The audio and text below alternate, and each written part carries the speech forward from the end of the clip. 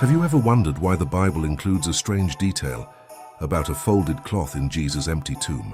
Or why Jesus once said it was easier for a camel to pass through the eye of a needle than for a rich person to enter the kingdom of God? Or why he allowed a herd of pigs to drown after casting demons out of a man? And perhaps the most confusing one of all, why did Jesus tell his disciples to buy swords, only to stop them from using them minutes later? Over the past 12 months, I've been studying passages like these.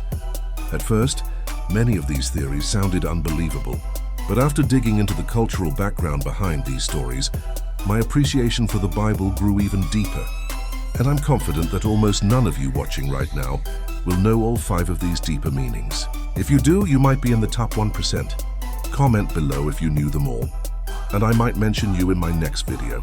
And before we begin, if this content blesses you in any way, please consider subscribing. It really helps the channel grow. Now let's begin with one of the smallest details in the resurrection story, a verse that almost everyone skips. John 27 says this: "The face cloth that had been on Jesus' head was not lying with the linen cloths, but folded up in a place by itself." Why would the Bible mention something so specific? Why tell us that the cloth was folded? According to some historians, this detail may connect to an ancient Hebrew dining tradition. When a master finished eating, he would toss his napkin onto the table. But if he intended to return, he would fold the cloth carefully before leaving. This was a signal to the servants. It meant, "I'm not finished yet." Some scholars believe the folded cloth in the tomb may have been a symbolic message, a quiet declaration from Jesus to his followers: "I am not finished. I am coming back." And that promise echoes throughout the entire New Testament. Now let's look at another famous but confusing statement from Jesus. You've probably heard it before. "It is easier for a camel to pass through the eye of a needle than for a rich man to enter the kingdom of God." At first glance, this sounds impossible. So is Jesus saying rich people simply cannot enter heaven? Some historians suggest the phrase "the eye of the needle" referred to a small gate within a city gate. During the day, large gates allowed carts and camels to pass through, but at night those gates were closed, leaving only a narrow doorway for people. This smaller opening was sometimes called the eye of the needle. For a camel to pass through it, the animal had to kneel down. Its cargo had to be removed. Only then could it squeeze through the narrow gate. Difficult, but not impossible. And suddenly, Jesus' words take on a deeper meaning. To enter the kingdom of God, we must be willing to lay down our burdens, humble ourselves, and submit to God. Next, we move to one of the strangest miracles in the Gospels, the moment when Jesus cast demons into a herd of pigs. This story takes place in a Gentile region called Gerasa.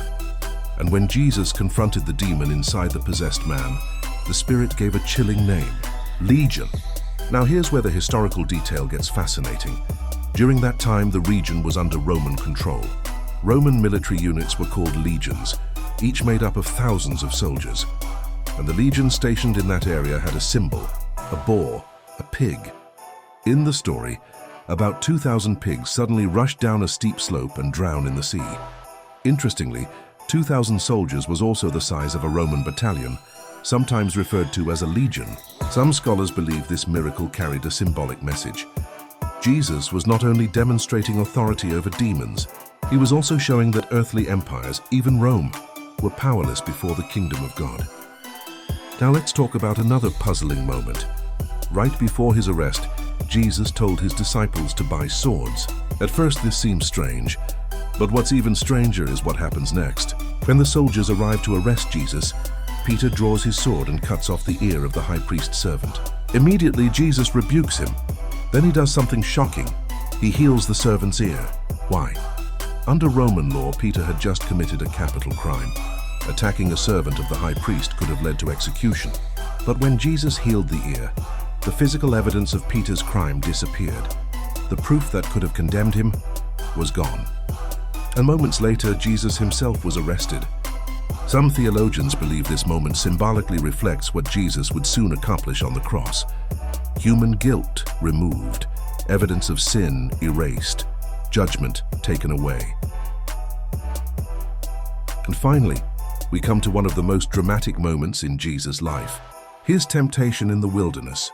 For a long time, I thought this story was simple. Satan offered Jesus something ridiculous: and Jesus easily refused. But the deeper meaning makes the moment far more intense. In 1 John 2:16, we read about three kinds of temptation: the desires of the flesh, the desires of the eyes, and the pride of life. Interestingly, these same three temptations appear in Satan's challenge to Jesus. The final temptation was the most shocking. The devil took Jesus to a high mountain and showed him all the kingdoms of the world. Then he said, "All these I will give you if you fall down and worship me." At first, this sounds absurd. Why would Jesus even consider such an offer? But the deeper meaning reveals something chilling. The Bible describes Satan as the current ruler of this world, and we know that one day Jesus will rule over all nations. So what was Satan offering? A shortcut. Jesus could rule the world immediately. No suffering, no crucifixion, no cross. It was a final attempt to derail God's plan of salvation. But Jesus refused the easy path. Instead, he chose the cross, and through his sacrifice, he purchased salvation for all of us. Now I'm curious, how many of you knew all five of these deeper meanings? If you did, I'll be seriously impressed. Leave a comment below. And if you know any even deeper or stranger interpretations of Bible passages, share them too. They might just appear in the next video.